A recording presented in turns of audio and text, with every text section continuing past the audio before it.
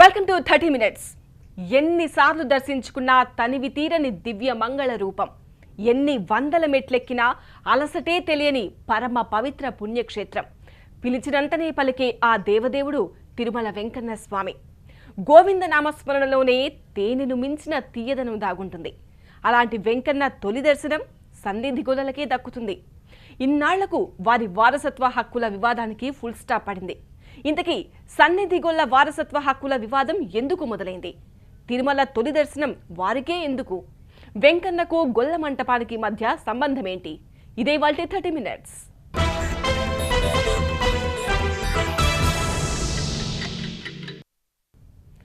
వెంకన్నకు సన్నిధి గొల్లలకు అవినాభావ సంబంధం ఉంది. వారి మధ్య అనుబంధం ఈనాటిది కాదు, దానికి దశాబ్దాల నాటి చరిత్ర ఉంది. శ్రీవారి తొలి దర్శనం చేసుకునే భాగ్యం వారికే దక్కింది. అలాంటి సన్నిధి గొల్లలకు గోవిందుడి దర్శన భాగ్యంతో పాటు ఉపాధి లేకుండా చేసే ప్రయత్నం జరిగింది. సుదీర్ఘ పోరాటం తర్వాత మళ్లీ వారి వారసత్వ హక్కులు వాళ్లకు దక్కాయి. ఏడుకొండలపై కొలువైన దేవదేవుడి గురించి ఎంత చెప్పినా తక్కువే. ప్రపంచవ్యాప్తంగా తిరుమలేశుడికి ఎన్ని దేవాలయాలున్నా తిరుమల వెంకన్న సన్నిధికున్న ప్రత్యేకతే వేరు. అందుకే తిరుమల భూలోక వైకుంఠంగా అలరారుతోంది. నిత్య కళ్యాణం పచ్చ తోరణంగా వర్ధిల్లుతోంది. నిత్యం తరలివచ్చే వేలాది మంది భక్తుల గోవిందనామ స్మరణలతో మారుమోగుతోంది. ఇలా తిరుమల విశిష్టతల గురించి చెప్పుకుంటూ పోతే ఎన్నెన్నో.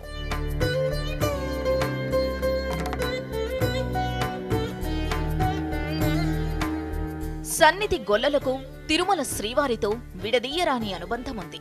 ఇదేదో నిన్న మొన్న మొదలైంది కాదు, దానికి దశాబ్దాల నాటి చరిత్రుంది. తిరుమల ఆలయంలో అర్చకులు ఎంతమంది ఉన్నా తొలి దర్శన భాగ్యం మాత్రం సన్నిధి గొల్లలదే. ఈ ఆచారం సంప్రదాయం దశాబ్దాలుగా కొనసాగుతూ వస్తోంది. సూర్యుడు మేల్కోకముందే దేవదేవుడి ప్రధాన ఆలయం తలుపులు తెరిచి వెంకన్న దర్శనం చేసుకుంటారు సన్నిధి గొల్లలు. దేవదేవుడి దర్శనం కోసం కోట్లాది మంది భక్తులు ఎదురు చూస్తున్నా తొలిగా వెంకన్నను దర్శించుకునే మహద్భాగ్యం మాత్రం సన్నిధి గొల్లలకే దక్కింది.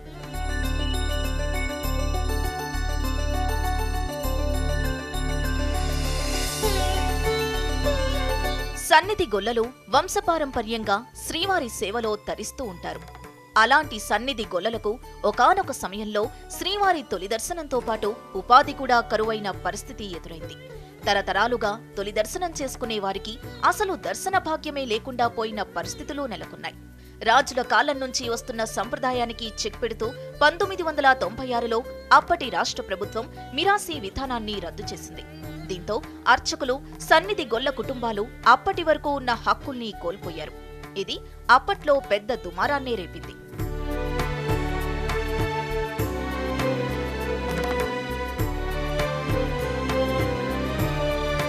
వైఎస్ హయాంలో మళ్లీ సన్నిధి గొల్లల వారసత్వ హక్కుల అంశం తెరపైకొచ్చింది. దీంతో 2007లో చట్ట సవరణ చేసి వారసత్వం కొనసాగేలా చర్యలు తీసుకున్నారు. వైఎస్ హఠాన్మరణం తర్వాత కథ మళ్లీ మొదటికొచ్చింది.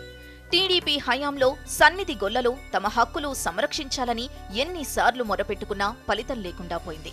2014లో టీడీపీ అధికారంలోకొచ్చిన తర్వాత అర్చకుల తరహాలో సన్నిధి గొల్లలకు సైతం పదవీ విరమణ విధానం ప్రవేశపెట్టారు. 65 ఏళ్లు దాటిన తర్వాత సన్నిధి గొల్లలు కూడా రిటైర్మెంట్ తీసుకోవాల్సిందేనని తేల్చి చెప్పారు. గత కొన్నేళ్ల నుంచి సన్నిధి గొల్లలు తమ హక్కుల కోసం పెద్ద ఎత్తున పోరాటం చేశారు. జగన్ కాళహస్తిలో పాదయాత్ర చేస్తున్న సమయంలో ఆయన్ను కలిసిన సన్నిధి గొల్లలు తమ సమస్యల్ని ఆయన దృష్టికి తీసుకెళ్లారు. దీంతో అప్పట్లోనే జగన్ స్పష్టమైన హామీ ఇచ్చారు. తిరుమల ఆలయం తెరిచే హక్కు సన్నిధి గొల్లలకే ఇవ్వడంతో పాటు వారికి వంశపారంపర్య హక్కులు కల్పిస్తామని తెలిపారు. తిరుమల ఆలయాన్ని తెరిచే హక్కు ఆ సన్నిధి గొల్లలకే ఇస్తామని, వారికి వంశ పారంపర్య హక్కులు కల్పిస్తామని చెప్పి కూడా హామీ ఇచ్చా. మేనిఫెస్టోలో ఇచ్చిన హామీ ప్రకారం సన్నిధి గొల్లలకు వారసత్వ హక్కు కల్పిస్తూ జగన్ సర్కార్ చారిత్రాత్మక నిర్ణయం తీసుకుంది. తాజాగా జరిగిన కేబినెట్ సమావేశంలో ఈ నిర్ణయం తీసుకున్నారు. శ్రీవారిని ప్రతినిత్యం ముందుగా దర్శించుకునే భాగ్యం సన్నిధి గొల్లల కుటుంబానిదే. ఇక నుంచి సన్నిధి గొల్ల కుటుంబ సభ్యులకు ఇది హక్కుగా మారింది. ఈ సందర్భంగా దేవాదాయ మంత్రి వెల్లంపల్లి శ్రీనివాస్ను యాదవ సంఘం నాయకులు కలిశారు. మేనిఫెస్టోలో ఇచ్చిన హామీ మేరకు వైసీపీ ప్రభుత్వం తీసుకున్న నిర్ణయంపై వారంతా హర్షం వ్యక్తం చేశారు. ఎన్నో ఏళ్లుగా వీడని చిక్కుముడికి జగన్ సర్కార్ పరిష్కారం చూపించడంపై యాదవ సంఘాల నేతలు హర్షం వ్యక్తం చేస్తున్నారు. 1996 నుంచి పరిష్కారం లేని సమస్యగా మిగిలిపోయిందని, దానికి ఎన్నికల ముందు చెప్పినట్లుగానే పరిష్కారం చూపడం సంతోషమని అంటున్నారు. ఇప్పటికైనా తమ సేవల్ని గుర్తించి సన్నిధి గొల్లల వారసత్వ హక్కులకు భంగం వాటిల్లకుండా చూసినందుకు సీఎం జగన్ కు కృతజ్ఞతలు తెలిపారు. ఈ తిరుమలలో ప్రతి గోడ పైన యాదవుడు ముద్ర ఉంటుంది. ఈ గోడ కట్టించింది యాదవుడు అయితే లోపల ప్రాంగణం చేయించింది యాదవుడు. అట్లే ఈరోజు పెద్ద పెద్ద అతిథులందరూ వచ్చి ఆశీనులు అవుతున్న రంగనాయకుల మండపాన్ని కట్టించింది యాదవుడు. పైన బంగారు తాపడం చేయించింది యాదవుడు. అటువంటి యాదవులతో ఈ దేవుడు మమేకమై ఉంటే దేవుడిచ్చిన వరాన్ని కూడా చెదులు పట్టించిన ఘనత గత ప్రభుత్వాలు అయితే ఇప్పటి ముఖ్యమంత్రి మాకు ఒకటే మాట ఇచ్చారు. యాదవులందరినీ కూడా మనోభావాల్ని చాలా గౌరవిస్తూ సన్నిధి గొల్లను వంశపారంపర్యం చేయడం అనేది యాదవులందరికీ యొక్క గొప్ప విజయం. ఏ ప్రభుత్వం కూడా ముందుకు వచ్చి ఆ సన్నిధి గొల్ల వంశపారంపర్యం చేయలేదు. కానీ గత 2019లో ప్రజా సంకల్ప యాత్రలో భాగంగా అప్పటి ప్రతిపక్ష నేత అయినటువంటి వైఎస్ జగన్మోహన్ రెడ్డి గారి దృష్టికి సన్నిధి గొల్ల విషయం తీసుకుని వెళ్ళిన వెంటనే ఆ రోజు మాకు పూర్తి స్థాయిలో ఆయన హామీ ఇవ్వడం జరిగింది. దేశ ప్రపంచంలో ఉండేటువంటి యాదవులకు మనోభావాలన్నిటినీ మనసులో ఉంచుకొని గుర్తించి ఆయన ఇచ్చినటువంటి హామీని నెరవేర్చినందుకు మేమందరం యాదవ సంఘాలందరం కూడా ఆయనకి ప్రత్యేక ధన్యవాదాలు తెలియజేసుకుంటూ శ్రీవారి ఆలయ గౌరవ ప్రధాన అర్చకులు రమణ దీక్షితులు కూడా స్పందించారు. ఎంతో చరిత్ర కలిగిన సన్నిధి గొల్ల వ్యవస్థల్ని పునరుద్ధరించడం హర్షణీయమన్నారు. వైఎస్ టైంలో మీరాసి వ్యవస్థను పునరుద్ధరించే ప్రయత్నం చేసినా టీడీపీ హయాంలో ఆ చట్ట సవరణ అమలు చేయకుండా జాప్యం చేశారన్నారు. శ్రీవారి ఆలయాన్ని నమ్ముకుని ఉన్న అర్చక, క్షురకులు, గమేకార్లు, మేదర, కుమ్మరి లాంటి 54 మిరాసి వ్యవస్థల్ని కూడా చట్ట ప్రకారం పునరుద్ధరించాలని కోరారు.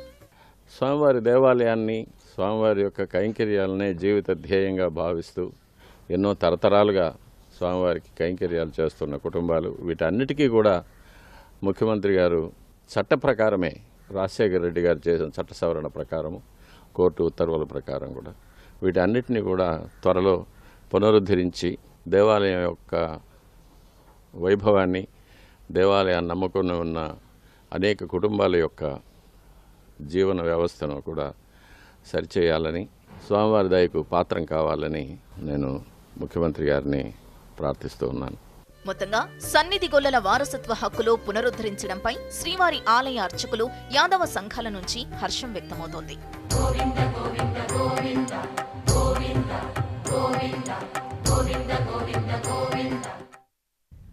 గోవిందుడికి భక్తులంతా సమానమే అయినా సన్నిధి గొల్లలపై కాసింత ప్రేమ ఎక్కువ. అందుకే రోజులో తొలి దర్శన భాగ్యం వారికే కల్పించాడు ఆ దేవదేవుడు. సన్నిధి గొల్లల తొలి దర్శన భాగ్యం వెనుక ఓ పురాణ కథ కూడా ఉంది.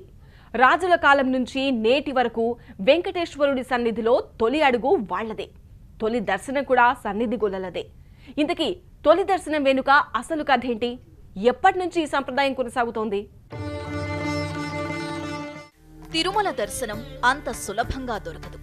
ఎన్నో వ్యయ ప్రయాసలకు ఓర్చితే కాని ఆ దివ్యమంగళ స్వరూపుడి దర్శనం దొరకదు. కొన్ని గంటల నిరీక్షణ తర్వాత కనిపించే ఆ వెంకన్న దర్శనం సరికొత్త అనుభూతిని పరిచయం చేస్తుంది, మనసుకు ప్రశాంతతనిస్తుంది. అప్పటి వరకు పడిన శ్రమంతా క్షణాల్లో మాయమవుతుంది. ఆ క్షణకాల దర్శనం కోసం ఎన్ని రోజులైనా నిరీక్షించినా తక్కువే అనిపిస్తుంది. తిరుమలేశుడి దర్శన భాగ్యం వెనుక అంతటి మహత్తు దాగి ఉంది. వేడుకొందామా వెంకటగిరి వెంకటేశ్వరుని వేడుకొందామా. సాధారణంగా ఏ ఆలయంలోనైనా తలుపులు తెరిచి దేవుణ్ణి తొలి దర్శనం చేసుకునేది పూజారులే. కాని తిరుమలలో అలా కాదు.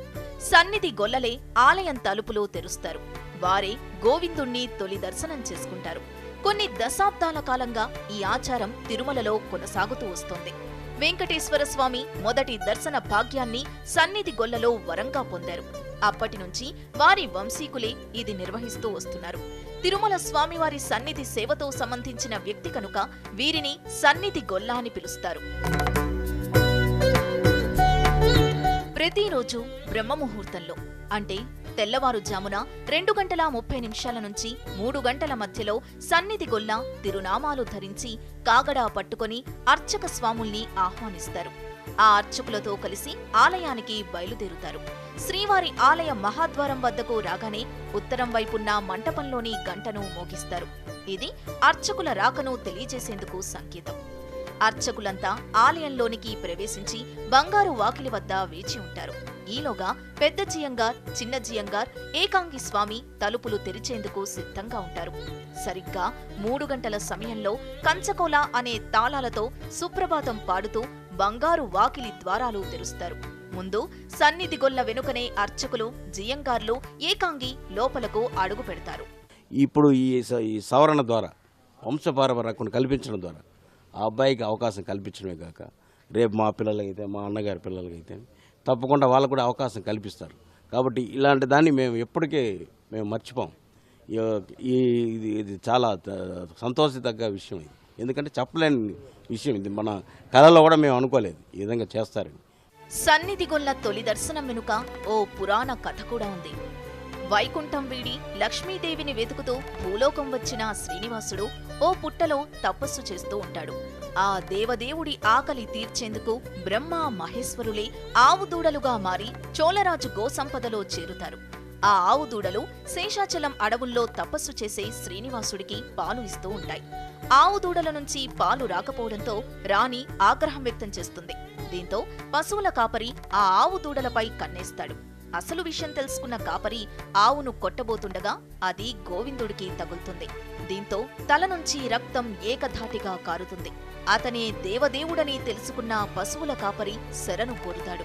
దీంతో భూలోకంలో తనను తొలిసారిగా చూసిన యాదవుడికే నిత్యం తన తొలి దర్శనం లభిస్తుందని వెంకన్న వరమిచ్చినట్లు పురాణ కథ ఒకటి ప్రచారంలో ఉంది. నీ మహత్యమే మహత్యం స్వామి. స్వామి, నేను నా తరతరాలు ఇంక నీ సేవ చేసుకుని బతుకుతావు స్వామి.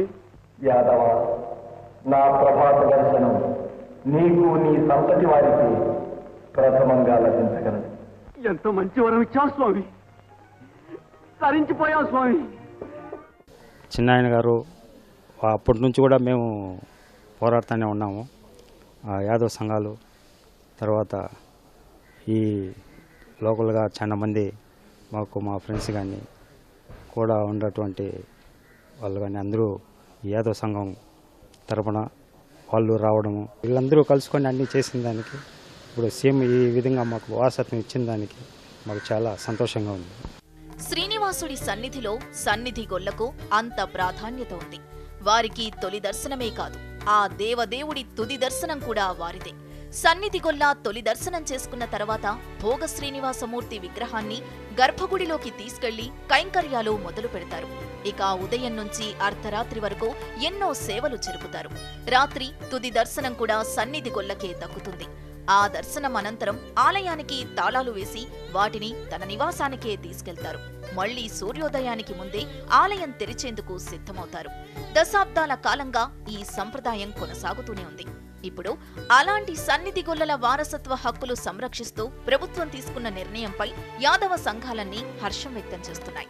యాదవులకి తొలి దర్శనం ఆ యొక్క దేవాది దేవుడు వెంకటేశ్వర స్వామి, ప్రపంచంలోనే రెండో అతిపెద్ద దేవాలయం ఉన్నటువంటి వెంకటేశ్వర స్వామి దేవాలయానికి సంబంధించి మరి ఆ హక్కుల్ని యాదవులకే ఇవ్వడం వల్ల యాదవులందరూ కూడా హర్షం వ్యక్తం చేశారు. రాష్ట్ర ముఖ్యమంత్రులు గవర్నర్ వైఎస్ జగన్మోహన్ రెడ్డి గారికి ప్రత్యేకంగా మేమందరం కూడా హామీ నిలబెట్టుకున్నందుకు వారికి కూడా కృతజ్ఞతలు తెలియజేస్తున్నాం. సన్నిధి గొల్ల తొలి దర్శనం వెనుక ఇంతటి చరిత్ర ఉంది. అందుకే శ్రీవారి సన్నిధిలో వారికి ఎంతో ప్రాధాన్యత ఇస్తారు. గొల్ల మంటపం వెంకన్న దర్శనం చేసుకునే భక్తులందరికీ ఇది సుపరిచితమే. మహాద్వారానికి ఎదురుగా ఈ మంటపం కనిపిస్తుంది. దీని చుట్టూ ఓ వివాదం ఎప్పటి నుంచో నడుస్తోంది. ఎంతో ఘన చరిత్ర ఉన్న ఈ మంటపాన్ని తరలించేందుకు ప్రయత్నాలు జరిగాయి. అప్పట్లో పెద్ద దుమారమే రేగింది. ఇంతకీ శ్రీవారికి ఈ గొల్ల మంటపానికి మధ్య సంబంధం ఏంటి? మాధవుడికి యాదవునికి మధ్య విడదీయరాని బంధముంది. సన్నిధి గొల్లలకు తొలి దర్శనంతోనే వారి ప్రాముఖ్యత ఆగిపోలేదు. ఏకంగా శ్రీవారి మహాద్వారం ఎదురుగా ఒక గొల్ల మంటపం కూడా ఉంది. మహాద్వారం నుంచి చూస్తే ఈ 4 కాళ్ల మంటపం కనిపిస్తుంది. శ్రీవారి దర్శనానికి వెళ్లే భక్తులందరికీ ఈ మంటపం సుపరిచితమే. వెంకన్న తొలి దర్శనం చేసుకునే యాదవుల కులానికి చెందిన మహిళా భక్తురాలు నిర్మించిన మంటపమే గొల్ల మంటపం.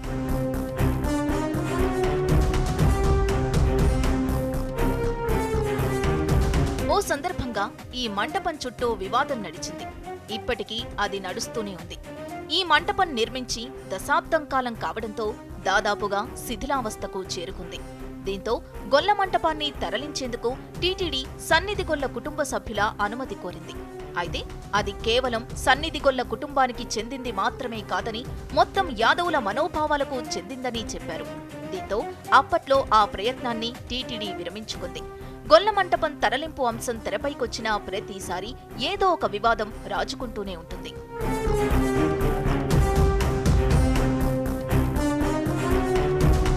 నిజానికి గొల్ల మంటపం తరలింపు వివాదం ఇప్పటిది కాదు. తొలుత గొల్ల మంటపం 1000 కాళ్ల మంటపానికి ఆనుకొని ఉండేది. ఉత్సవాల సమయంలో అక్కడ తొక్కిసలాటలు చోటు చేసుకున్నాయి. దీంతో దశలవారీగా 2003 నాటికి 1000 కాళ్ల మండపాన్ని తొలగించారు. కానీ గొల్ల మంటపం జోలికి వెళ్లే సాహసం చేయలేదు. 2006లో గొల్ల మంటపాన్ని అక్కడి నుంచి తరలించాలని టీటీడీ భావించినా యాదవుల సంఘాల నుంచి తీవ్ర వ్యతిరేకత వచ్చింది. ఆ మంటపం తరలించకూడదంటూ యాదవులు కోర్టు నుంచి స్టే కూడా తెచ్చుకున్నారు. అప్పట్లో టీటీడీ అధికారులు గొల్ల మంటపానికి ఐరన్ రాడ్లతో మరమ్మతులు చేశారు.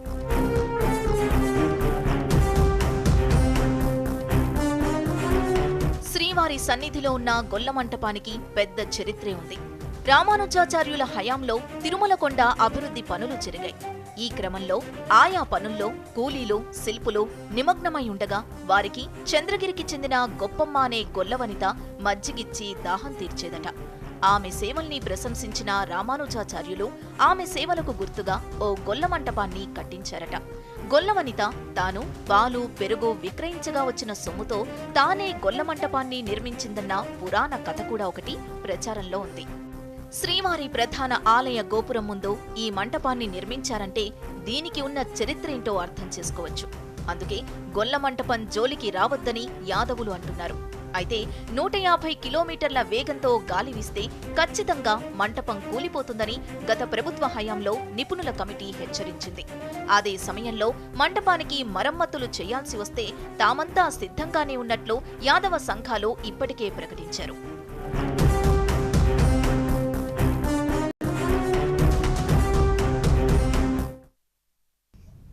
మాధవుడికి యాదవుడికి మధ్య విడదీయరాని బంధం ఉంది. దీనికి దశాబ్దాల నాటి చరిత్ర కూడా ఉంది.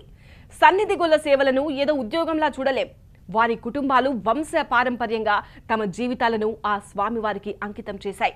ఆ తిరుమలేశుడి సేవలోనే తరిస్తున్నాయి. అలాంటి సన్నిధి గొల్లలను గౌరవించాలి.